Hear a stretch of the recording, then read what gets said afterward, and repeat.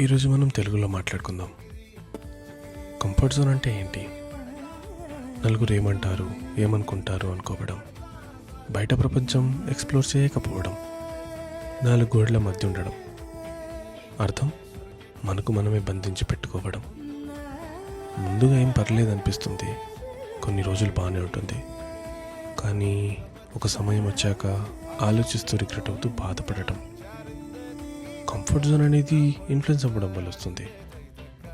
ఎవరో ఏదో అన్నారని నిన్ను నువ్వు లోకువగా చూసుకుంటూ నీలో నువ్వే క్రియేట్ చేసుకున్న zone comfort zone.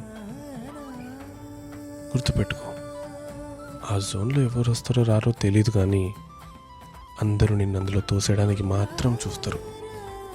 So message ఏంటంటే, యు డోంట్ కేర్ బ్రో. నువ్వు అనుకున్నది చెయ్యి. నిన్ను లోకువగా చూసిన వాళ్ళే నీ గురించి గొప్పలు చెప్పుకుంటారు.